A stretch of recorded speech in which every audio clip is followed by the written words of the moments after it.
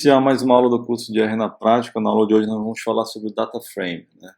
O data frame é um tipo especial também de dados no R, bem genérico e muito utilizado, porque ele é bem similar à matriz, porém ele tem uma grande vantagem em relação à matriz, né? Ele aceita dados completamente diferentes. A única restrição é que na mesma coluna sejam os mesmos dados. Então eu vou criar aqui um vetor de inteiro. Então vamos para isso. Antes de criar um data frame, eu vou criar aqui um vetor de inteiro, né, int vec, um vetor de caractere e um vetor de booleano.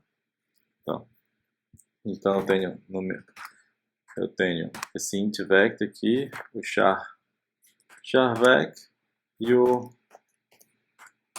booleano. Diferentemente de uma matriz, qual é o problema da matriz? A matriz, se eu tenho uma matriz, por exemplo, sei lá, 100, 10 por 10, né? Todos os dados da minha matriz são do mesmo tipo, nesse caso numéricos. Se eu tivesse, por exemplo, né, deixa eu ver aqui, 99, eu vou concatenar isso,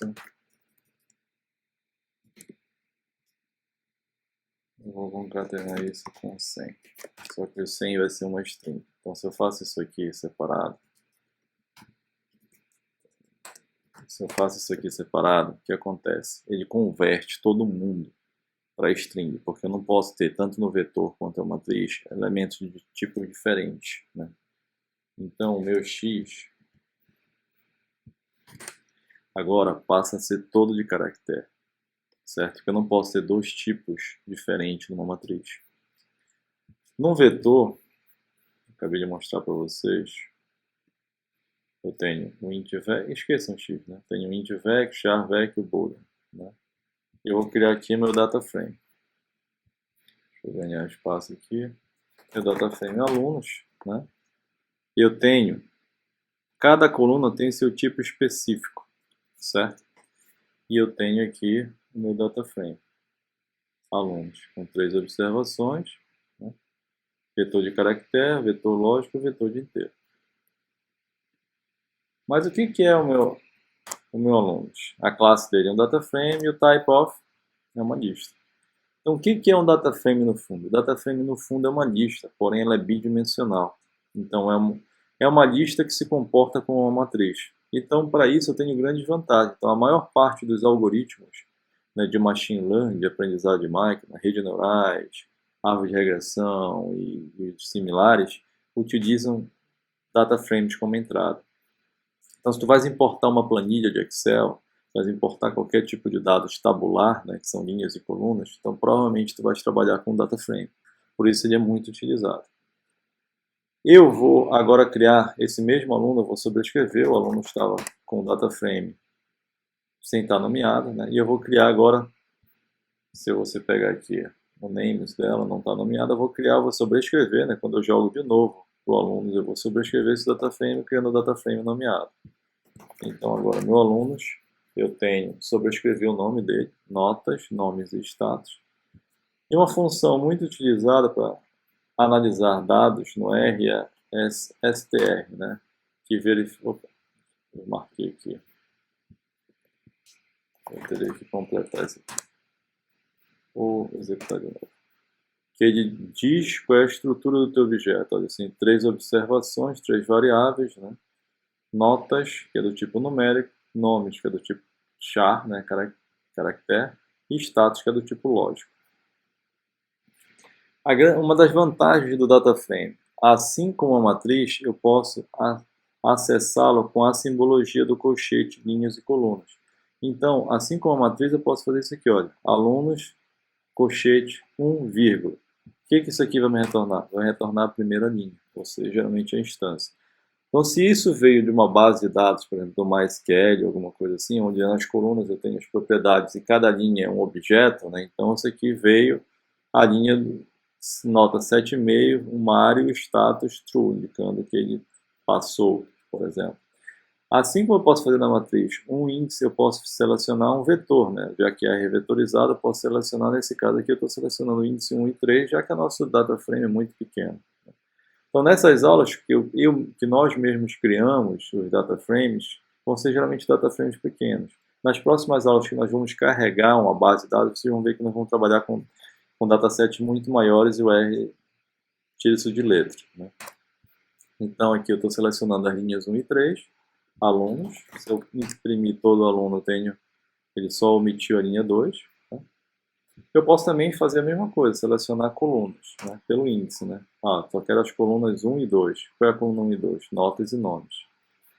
Ou eu posso selecionar pelo nome da coluna, se para você fizer mais sentido. Só quero a coluna status, certo?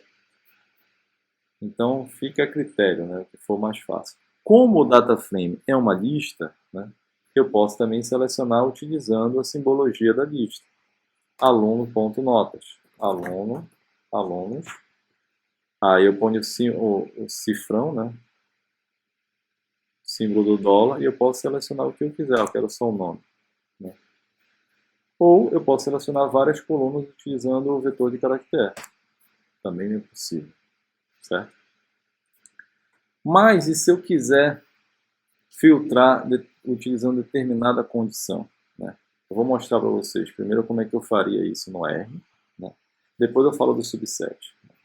Então vamos supor que eu estou interessado só nos alunos, vamos imprimir todos os alunos, só nos alunos que têm o status igual a true. Nessa nossa tabela é muito pequena, mas funcionaria igual se tivesse 1 milhão de linhas. Né? Alunos, desde que o objeto coubesse na tua memória do teu computador, funciona tranquilamente. Alunos que têm o status igual a true. O que ele vai me retornar isso aqui? Quando eu faço um teste lógico dele, ele me retorna um vetor lógico da mesma quantidade de elementos do status. Então eu tenho aqui status, aluno.status, né? Onde é igual a true? Vai retornar exatamente esses mesmos elementos. True, certo? Se eu quisesse onde é igual a false, ele vai me retornar, olha, false, bem aqui que é o true, certo? Isso eu posso jogar dentro das linhas. Então, se eu tenho isso aqui, eu quero o true, né? E eu quero apenas esse conteúdo, eu posso jogar essa informação nas linhas. Alunos, colchete, alunos, dólar comercial, status igual a true, vírgula, porque eu estou pegando as linhas. E ele vai retornar apenas os alunos que estão com status igual a true, certo? Eu vou fazer outros testes depois. Eu tenho uma função que está no Core Base, eu não preciso instalar nenhum pacote para isso, que chama subset. Subset eu recebo. Vamos olhar aqui a documentação. Subset, eu tenho o quê? Eu tenho o meu X. Né? O que é o X? O objeto para ser selecionado. Eu tenho uma expressão indicando os elementos que eu quero e as colunas que eu quero do data frame, certo? E geralmente no final nós temos alguns exemplos, certo? Vamos testar isso aqui. Então o que eu quero? Subset. Quem eu quero selecionar? O data frame alunos. O que eu quero? Eu quero o status igual a true. Ele vai retornar todo mundo com status true. Quero status igual a false. Ele me retorna apenas um status igual a false. Certo? E isso vai me retornar os elementos das linhas. Correto? Então eu fiz esse comando, outro comando. Eu vou subir depois isso aqui para vocês, todo comentário. Além disso, né, vamos supor que eu quero selecionar quem está com status true, porém eu quero apenas algumas colunas nesse resultado. Tá? Lembrem que eu não estou alterando meu data frame aluno, eu estou gerando comandos que geram novos objetos e eles são simplesmente impressos na console. Eu não estou sobrescrevendo. Para eu sobrescrever, eu tinha que fazer o aluno receber esse comando. Eu tenho que fazer isso aqui. Aluno recebe o comando que eu quero. Comando específico. Aí o resultado disso ia sobrescrever os alunos. Não é o que eu estou fazendo. Tá, então eu vou fazer um subset alunos status igual a true. O que eu quero? Eu vou selecionar apenas algumas colunas. Eu quero a coluna notas e os nomes. Então, eu quero onde o status igual a true. Vamos imprimir todo o aluno para confirmar onde o status igual a true. Porém, eu só quero essas duas colunas. É uma função bem prática. Ah, eu não estou interessado no status igual a true, mas sim status igual a false. Mas só estou interessado nas notas e no nome. Também funciona. Como é que eu ia fazer sem o subselect essa mesma query do status igual a true aqui? Então, bora lá. Eu tenho que pegar alunos, né? Status igual a true. Isso aqui eu vou jogar na linha, alunos. Para mim, é muito... Eu peguei os alunos, joguei na linha, né? O status igual a true, jogo na linha, eu filtro pela linha. Porém, eu não quero só todas as colunas, eu quero apenas duas. Eu posso fazer isso de duas formas. Ou eu utilizo o índice, como é seguido, eu poderia fazer isso aqui 1 e 2, ou, mais prático, 1 e 2, certo? Eu quero só a coluna 1 e a coluna 2. Ou, se você souber o nome da coluna e estiver interessado, para ficar mais claro, né? Notas, vírgula, nomes. Mesmo resultado, certo? Vamos ver agora, né? Outro tipo de teste, lógico, né? Outro tipo de filtragem com subset. Vamos supor que eu estou ainda vendo na coluna alunos, né? Eu esteja interessado nos alunos com a nota maior ou igual a 7. Né? Então, eu vou fazer com subset primeiro. Alunos, notas maior ou igual a 7.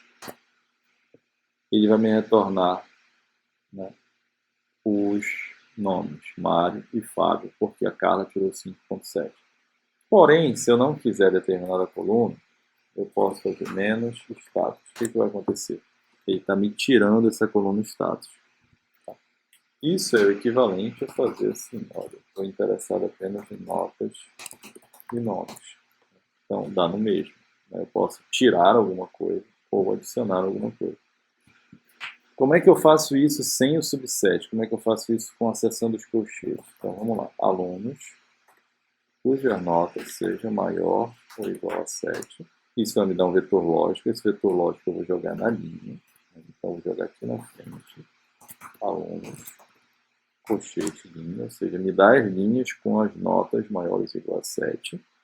Se eu quiser filtrar aqui, eu já expliquei para vocês, eu acesso em Y2, ou eu poderia também tirar, ó, tira a coluna 3, dá no mesmo. Ou eu poderia acessar pelo nome, dá no mesmo.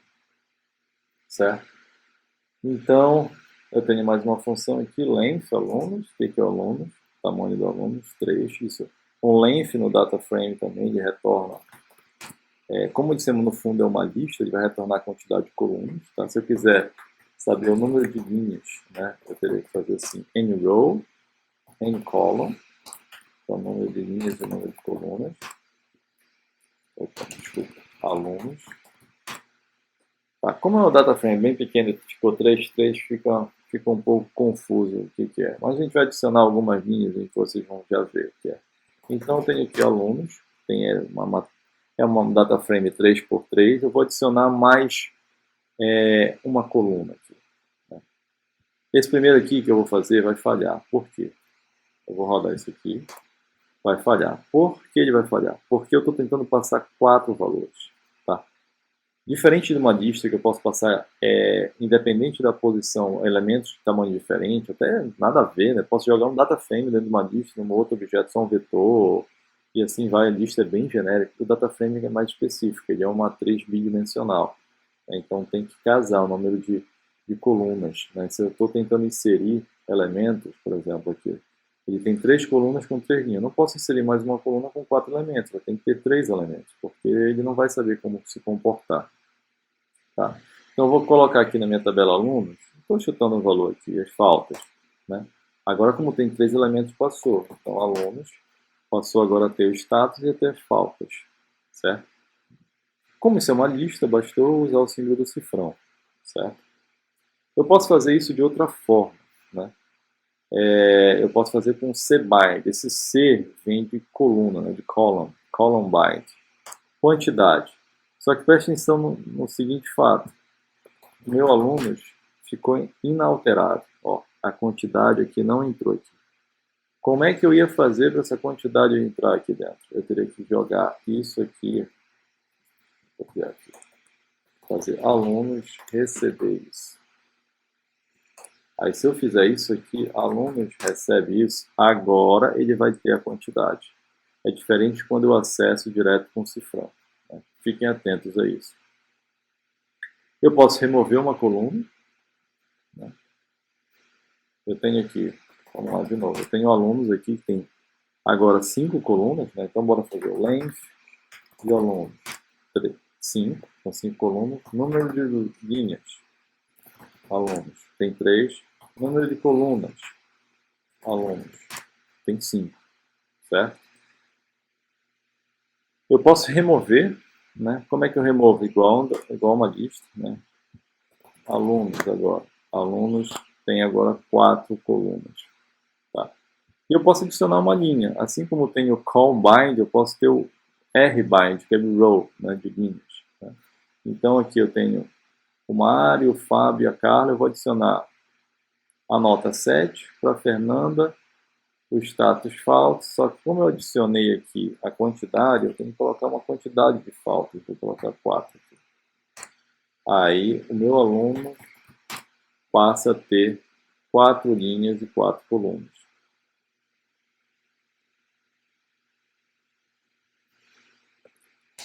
Como é que eu acesso a linha 4? É simples, basta passar 4, eu tenho a Fernanda aqui. Se eu quiser remover a linha 4, se eu fizer isso aqui, eu tenho todo mundo menos a linha 4. Como é que eu removo essa linha? Se eu quisesse excluir isso aí, eu tenho que fazer a cópia da minha variável, desculpa, a variável alunos receber o resultado disso excluindo a coluna 4. Então, meu aluno agora passaria a ter 3 elementos novamente. Vamos terminar aqui com a ordenação, né? O que o order faz? O order, eu posso ordenar alguma coisa de acordo com determinada informação. Então, esse meu data frame está ordenado pela inserção, né? Mas vamos supor que eu queira ordenar por notas. Eu passo a ordem de acordo com as notas aqui. Ele me dá o vetor que vai me utilizar na ordenação. Então, se eu fizer aqui alunos, order, alunos, nota, isso aqui vai definir as linhas, eu vou ter a ordem, né, dos